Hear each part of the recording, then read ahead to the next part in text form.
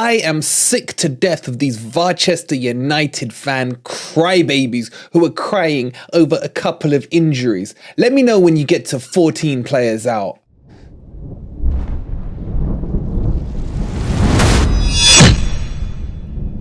Good morning, good evening, or good night, wherever in the world you are. Whatever time of day you're watching this, hope you're having a fantastic day, and welcome to your match preview for Nottingham Forest against the Scum, aka Manchester United. Coming up in today's video, we're going to go through, well, all these so-called injuries these crybabies are crying about. We'll go through the predicted team for Nottingham Forest. What the hell is Cooper going to do?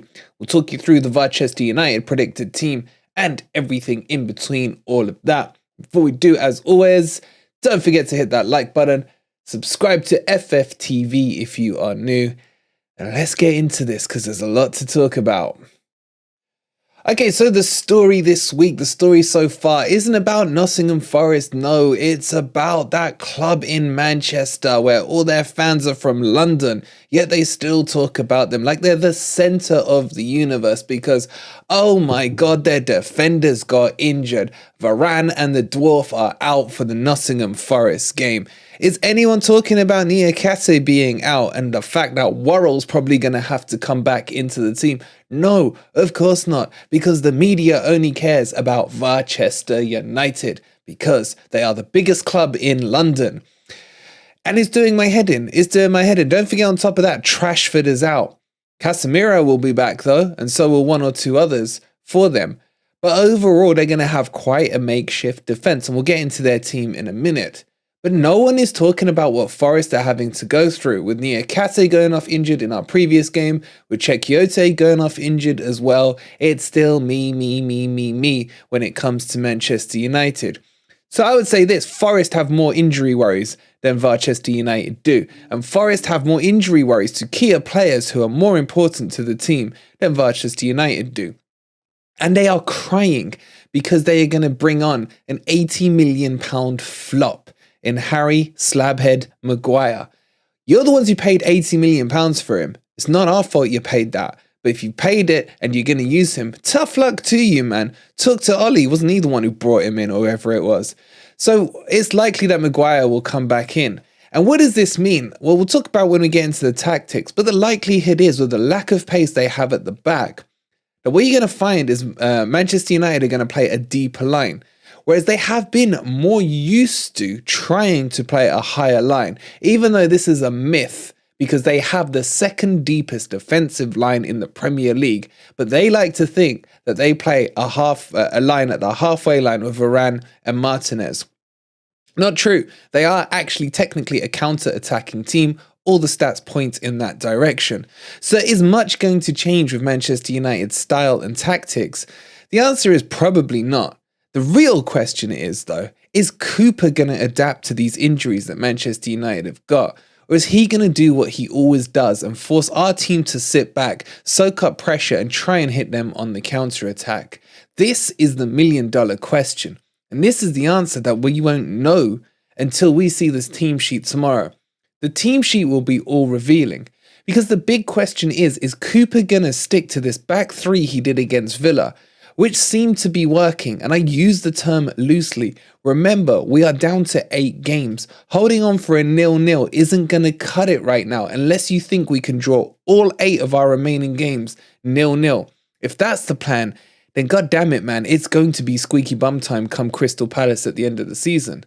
So will he go to that back 3, or will he revert back to a back 4 and actually try and attack Manchester United? Now, there are some people in the fan base saying, Manchester United are in the top 4, we need to show them the respect. They've already beaten us 3 times this season. I don't care, man. I don't care. The situation as it is now, the pressure is ramped up high, not just on Forest, but on both teams.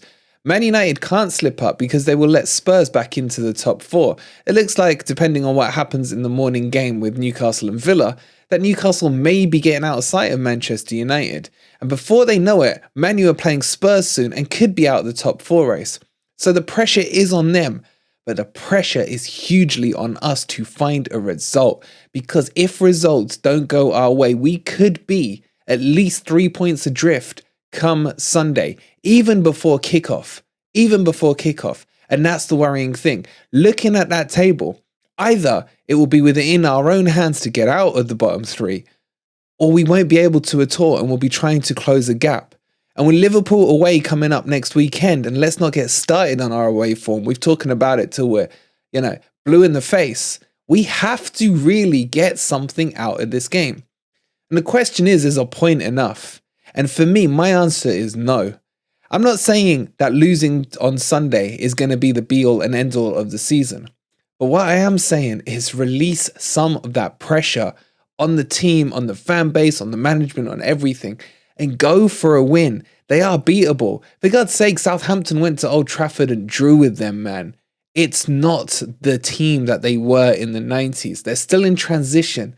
And every Manchester United plastic fan is trying to big them up like they've returned back to the Fergie days. They were talking about them being in a title race. They were talking about doing the quadruple this year. They are so delusional, it's unbelievable. And the way things are going, they may only end up with the Mickey Mouse Cup. All right, so let's jump in and have a look at the predicted teams and what I think is going to happen. Look, honestly, I don't know. I don't know if Cooper's going to stick to the back three or go to the back four. My gut feeling says he's going to return to the back four. And this is kind of where I think his mind is at right now. But we will see. We will see an hour before kickoff. I've gone for a 4-3-1-2. I do feel he's going to crack under the pressure of the fan base calling for a striker to be put back on in the shape of Awoniyi. Now, there are two ways he can go about this. Either he'll go into a 4-3-1-2 or he'll go into a 4-3-3 and may slap Awoniyi out wide on the left-hand side, which I'm against. Look, he didn't play bad there, but he's a striker, man. We brought him in to score goals. Put him up front for me. The problem I have with this formation is Johnson. I don't like Jono playing as a number 9. I like him wide out on the right, stretching the defensive line. I think he's quite easy to mark. However, in this game where you got Maguire and Lindelof, or you're going to have Maguire and maybe McTominay in the back two, there's no pace there.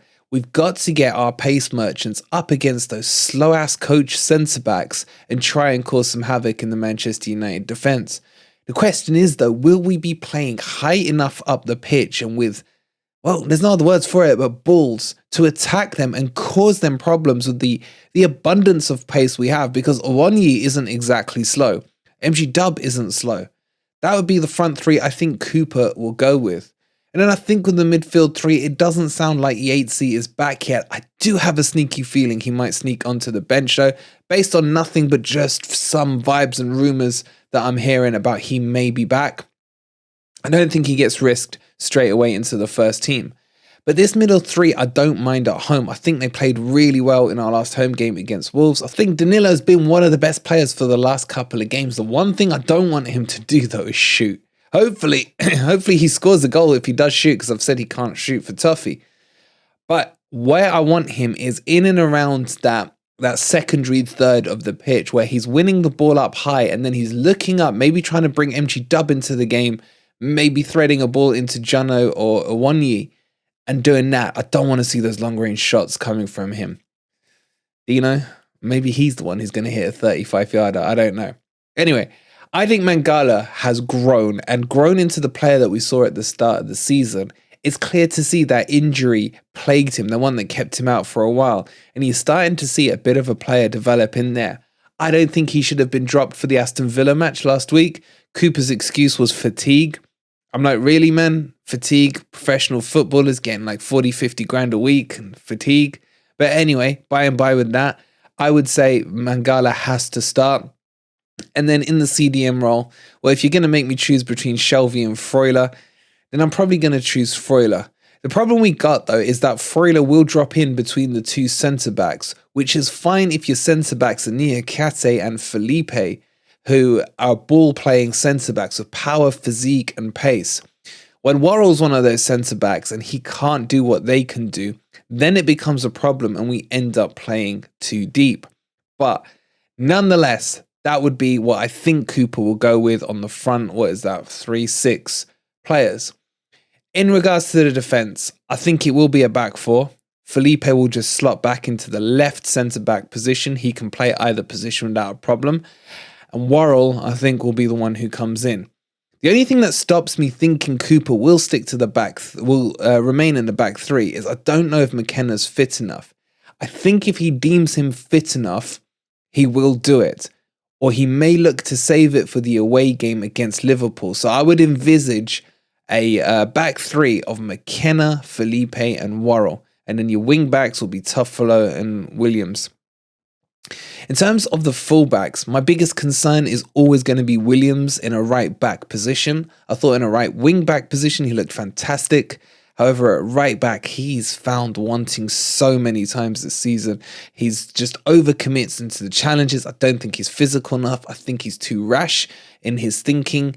And he just needs to stop crouching down when going into challenges. Tuffalo doesn't offend me too much, to be honest. I think Tuffalo's all right. I will still put Lodi in front of him. God knows what this kick in training that Lodi got is.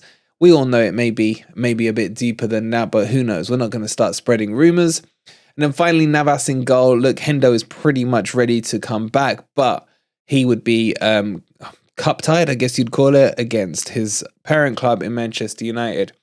So that's the team I think Cooper would go with. Would I go with it personally? No, I'd go with the 4-2-3-1. I don't care if it's Manchester United. I think to get a striker, to release MG Dub and to get width, that's the way to play. And if Dennis is fit, Dennis needs to be in this team because Dennis has been one of our better players, irregardless of what the Dennis agenda people have to say about it. Let's move on and let's have a quick look at the Manchester United team. Look, there's a couple of different things that could happen with this Manchester team. I think for sure the formation is going to be a 4-2-3-1. It's just about the personnel that's in there. Obviously, we've covered off the injuries they've got. Shut up. Shut up, Alexa. If you didn't know that one, sit there and listen. My God. Anyway, that's the formation they will stick with. It'll just be the personnel that moves in and out of it. For me, it's definitely going to be Maguire to start. And it's a toss-up. As you heard, if you were watching the stream last night, Uti saying, it may be McTominay that drops in at centre-back, depending on Lindelof's fitness.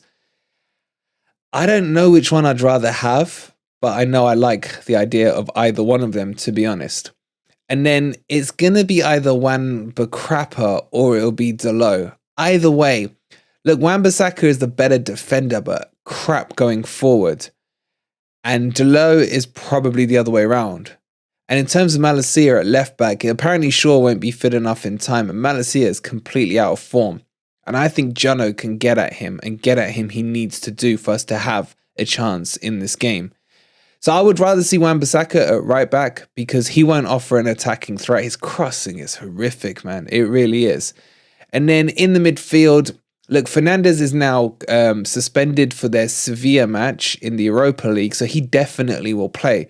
The question is, will he play in that more deep-lying role that he's been playing for them recently, or will he be switched out back up in the number 10, or even out wide? He's played out wide a few times for them as well. My guess is that he plays in that deep role. Sabitzer, having scored 2 goals midweek, probably holds that cam position, and then Casemiro will sit there as their CDM. It's the front three where you're going to struggle really to get an agreement, even with the United fans. Is it going to be Weghorst or Martial? With them tying at Sevilla, my gut feeling says that Martial may not be risked for this match and may be used as a sub if and when required, depending on what the scoreline does.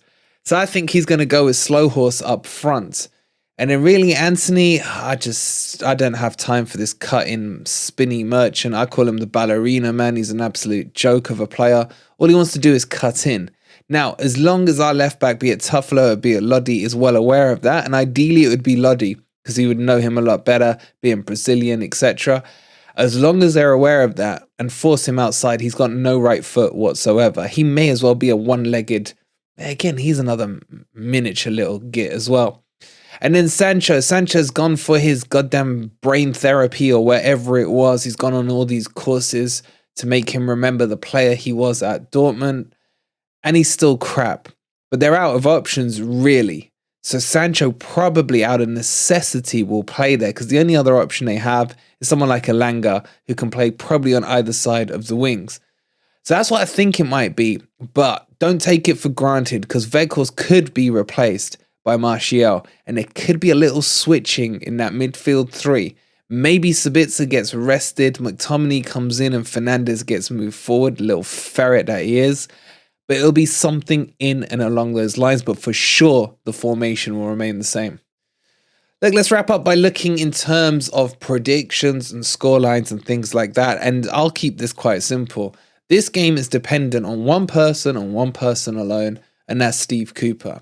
Has he grown a pair, and will he go and attack this game and take it to Manchester United, who are atrocious away from home? Even at home, man, I've seen them draw with Southampton and the likes of that, and it ain't good. It ain't good. I remember at the start of the season, they go away to Brentford and get tonked 4-0 or whatever it was. I just think that we have to grow a pair, because if we don't, we're running out of games. We need points in this game, because at Anfield away next week, honestly, even like me or the biggest happy clappers around, I doubt they'll be predicting a Forest win there. Well, there is Ez who is, but anyway, he's in his own league. But outside of that, we have to win this, because if we lose this and we lose to Liverpool, then expect us to be adrift in the bottom three come our next game after that. And that, for me, puts so much pressure on what happens going forward that it's absolutely ridiculous. So Cooper needs to understand this, and Cooper needs to attack this game. They are there to be gotten at. He has to target the likes of Maguire, the likes of Lindelof, and the likes of Malacia at left back. And it should suit him, because we already like to attack down that right-hand side. We're completely one-sided when it comes to our attack in football. And we would be targeting their weaker side. So Cooper, get it done, man. Get it. Give me this victory over Man United, man. If there's one thing you can do for me, give me a win over them, and I will be forever, ever grateful. Do I see it happening? I do. Honestly, I do. I feel like I've prayed enough for it. I feel like I've behaved myself enough in this last week. You know, all the signs are looking good. I need those players to go out and perform, man, and get a result. Because I'm going Forest 1-0. Let me know what you think in the comments down below. We'll catch you on the next video, guys. We'll catch you on the live stream as well for the watch along. We'll be kicking off half an hour before kickoff for that. Oh, it's going to be tense. Please don't forget, if you haven't already, on your way out, hit that like button. Subscribe to Forest Fan TV if you are new. And if you would like to become a member, it's only 99p. Come on, you Reds.